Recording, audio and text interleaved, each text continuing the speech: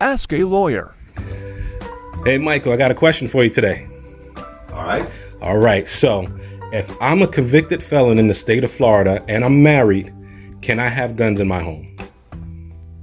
Well, you can't have guns in the home, but your wife can. Awesome. Okay, so then here's another scenario to that. If in the event there was an emergency in my house, can I utilize those guns to protect myself and my family? Now, that's a very good question, and it's very complicated. There is what's called the defense of necessity. So as a convicted felon, no, you're not allowed to possess a firearm. That means you can't touch it.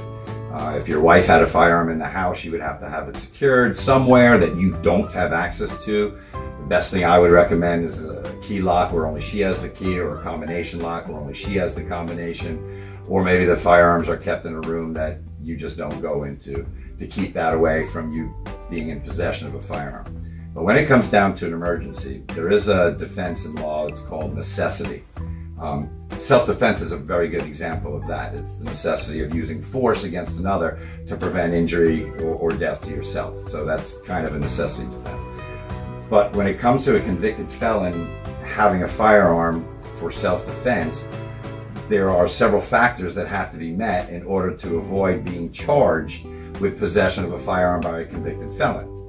So for instance, if a convicted felon found himself in a situation where he had to defend himself with a firearm, or that a firearm was nearby, there are some exceptions. He can do that. He can defend himself. Florida says he can't even be convicted for homicide if he complies with a stand your ground rule. But that doesn't excuse him from being a felon in possession of a firearm. But under certain circumstances, with the defense of necessity, if all those criteria are met, in other words, there was no choice, death was imminent, you only possessed the firearm for a brief and limited period of time to self-defense.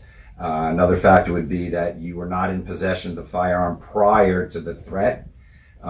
If some of those conditions are met, yeah, you can successfully argue to a jury. Would you be charged? Probably. Would you have to hire a lawyer and go to trial? Most likely. But you'd be alive. Thank you.